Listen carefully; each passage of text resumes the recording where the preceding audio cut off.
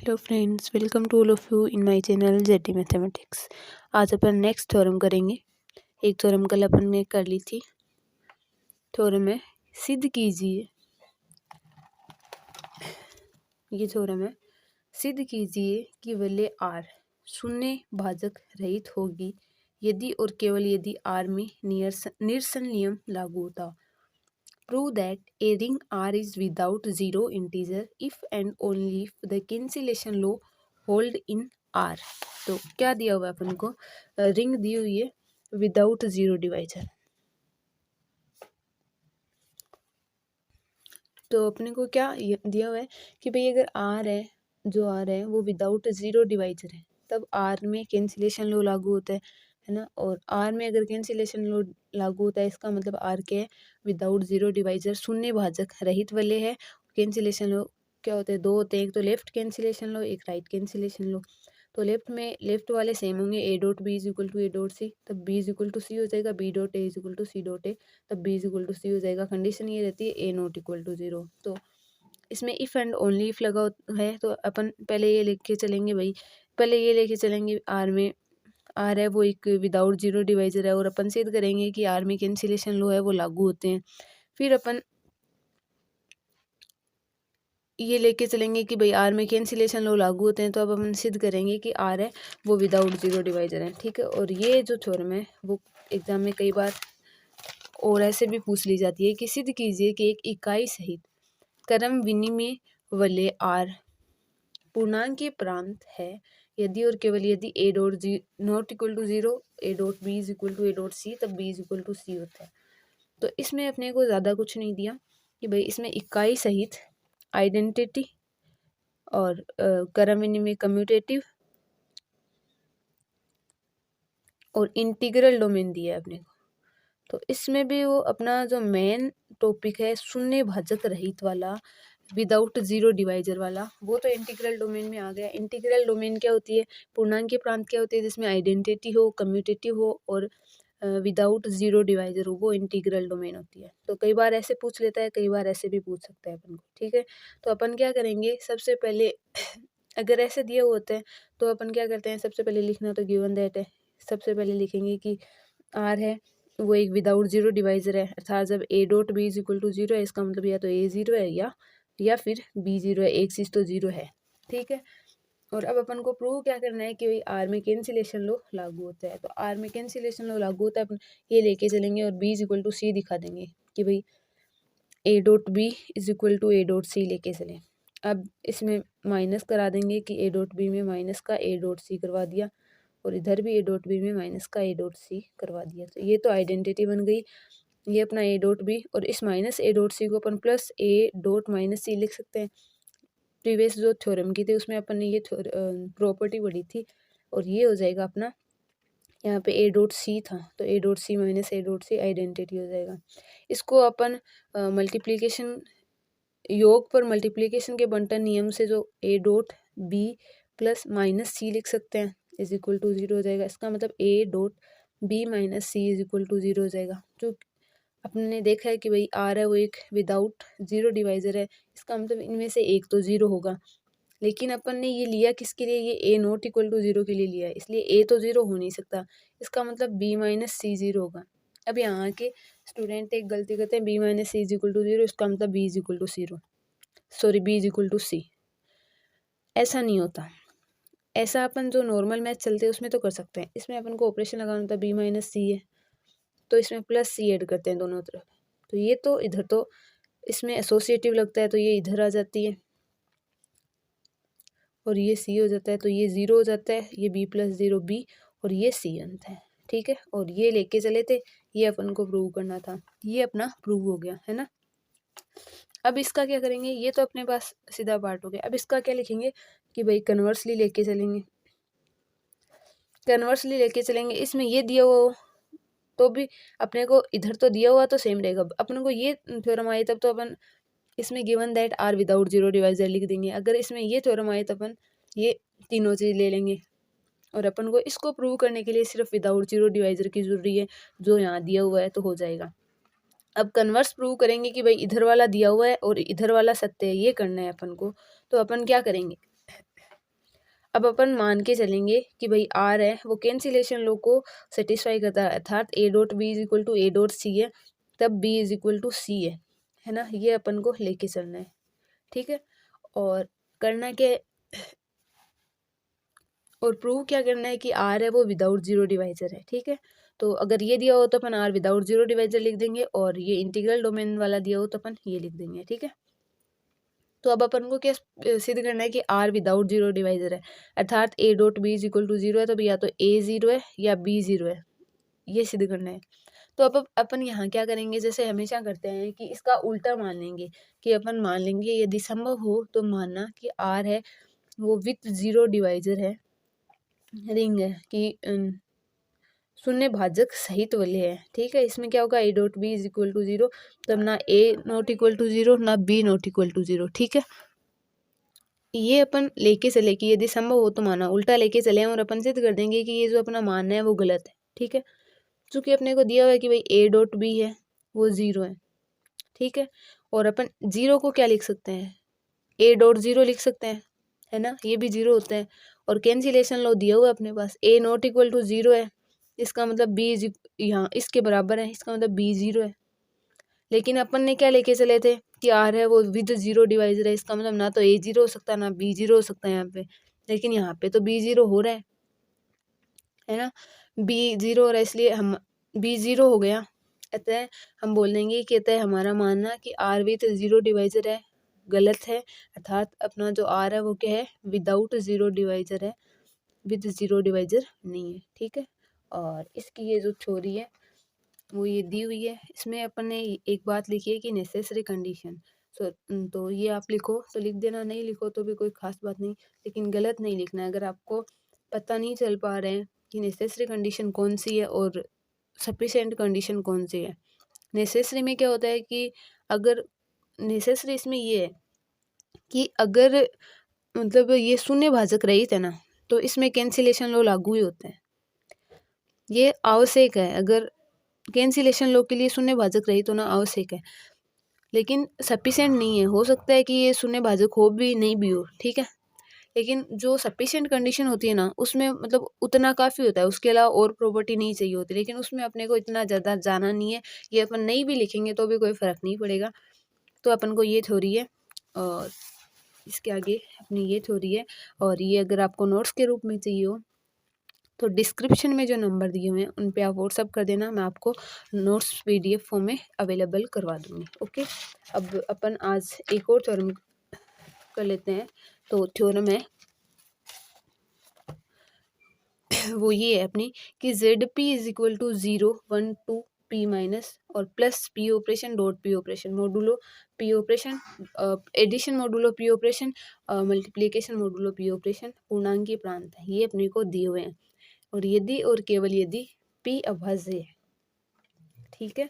मतलब अपन को क्या प्रूव करना है, दिया हुआ क्या है कि भाई जेड पी है, वो तो अपने दिया हुआ है 0 1, ये तो आपको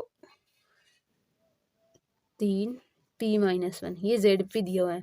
और Z P plus P dot P, ये अपने को एक रिंग आर दी हुई है, और ये इंटीग्रल डोमेन होगी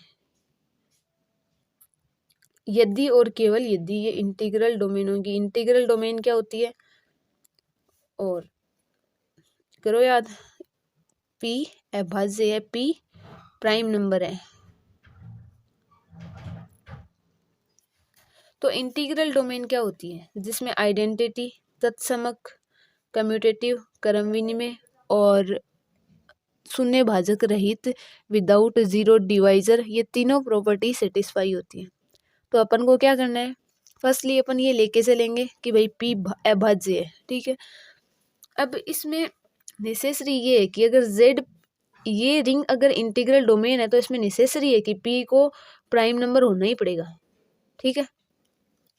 लेकिन भाई ये ज़रूरी नहीं है कि अगर ये अपना इंटीग्रल डोमेन दिया हो तो पी प्राइम नंबर हो ही, ये कोई ज़रूरी नहीं है। ये सफिशिएंट मतलब उसके लिए ये नेसेसरी है, लेकिन पी के अभाज्य होने के लिए सिर्फ यही कंडीशन नहीं है, बस सफिशिएंट है कि इतना अगर अपने पास है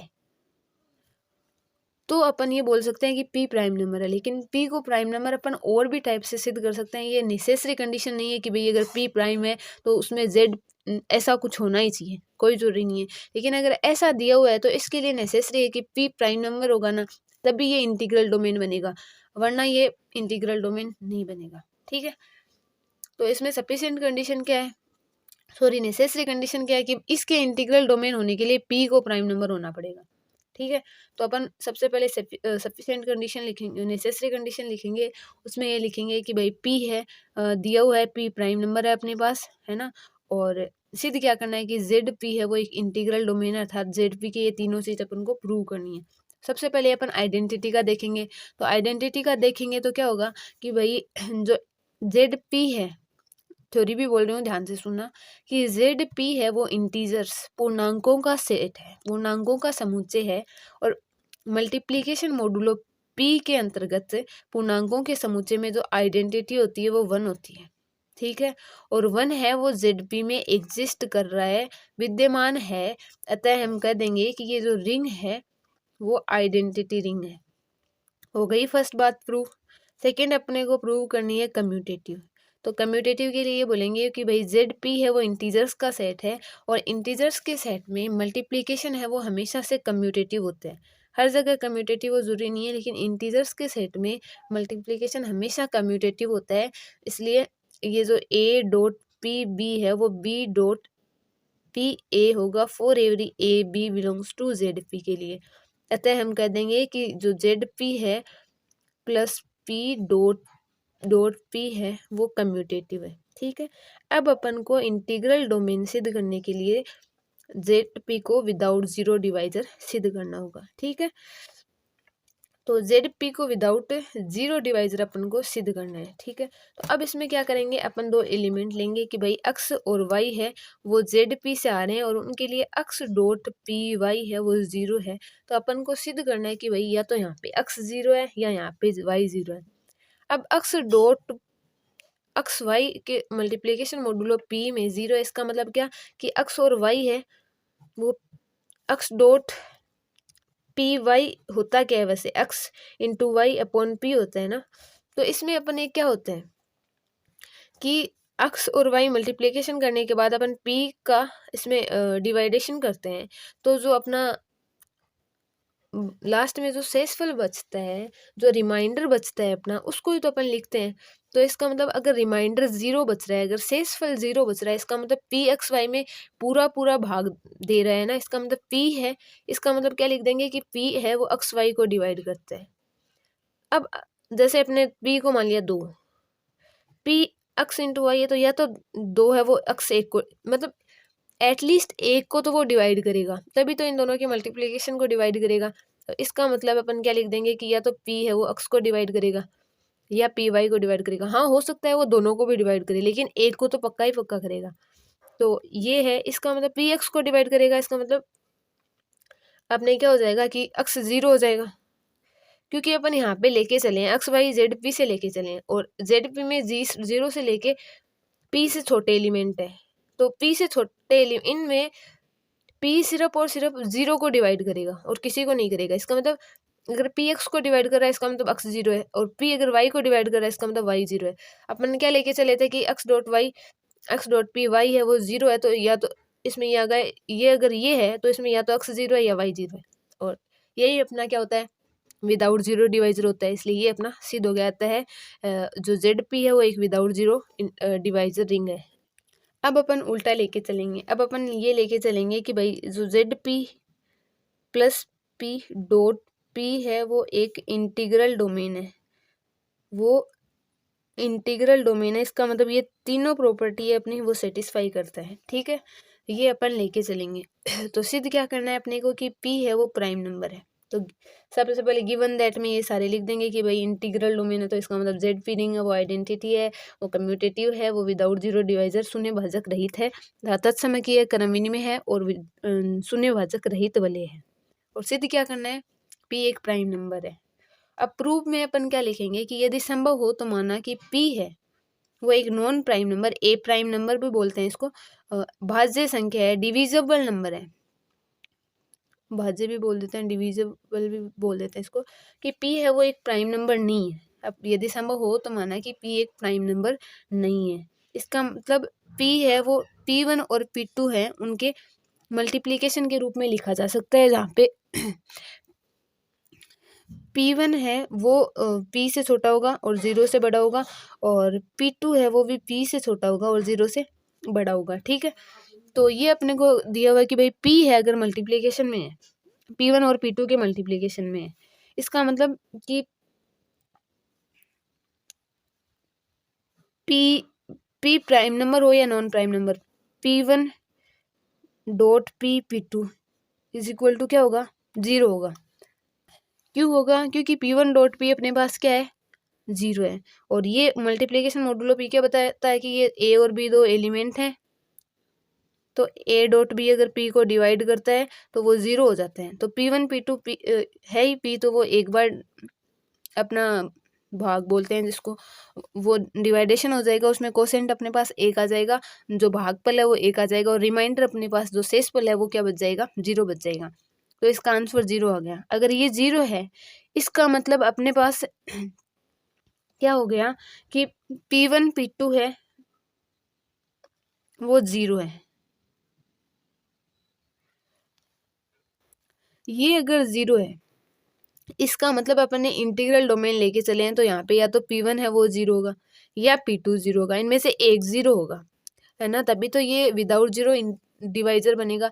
लेकिन अपन ने ना तो p1 0 लेके चले ना p2 लेके चले, फिर भी p1 डॉट p2 अगर 0 हो रहा है, इसे यही तो हुआ। इसका मतलब इसके आगे लिख देंगे, इसलिए p1 not equal to 0, p2 not equal to 0, but p1 dot p2 है वो 0 है। इसका मतलब ये जो अपनी रिंग है वो क्या हो गई, ये रिंग अपनी हो गई विथ 0 डिवाइजर हो गई, इसलिए ये इंटीग्रल डोमेन ही नहीं रही। इसलिए अपन क्या बोल देंगे कि अगर p1 और p2 है वो शून्य भाजक अवयव नहीं है, तो ZP इंटीग्रल डोमेन नहीं रहा, जो कि विरोधाभास है। अतः हमारा मानना कि p है वो एक प्राइम नंबर नहीं है, वो गलत है, अर्थात p क्या है, अपना प्राइम नंबर है। ओके, आज के लिए इतना ही। Thank you, have a nice day. अगर कहीं डाउट हो तो आप मेरे को मैसेज कर सकते हो। डिस्क्रिप्शन में जो नंबर दिए हुए हैं, ये नोट्स हैं आपके, ये है थ्योरी, ये नोट्स हैं, और अगर कोई भी कमेंट में लिख देना आप जो भी डाउट हो आपका, श्योरली वो डाउट क्लियर होगा। ये नोट्स हैं, और ये आपको अगर PDF फॉर्म में चाहिए हो तो डिस्क्रिप्शन में नंबर दिए हुए हैं, आप मैसेज कर सकते हैं। ओके।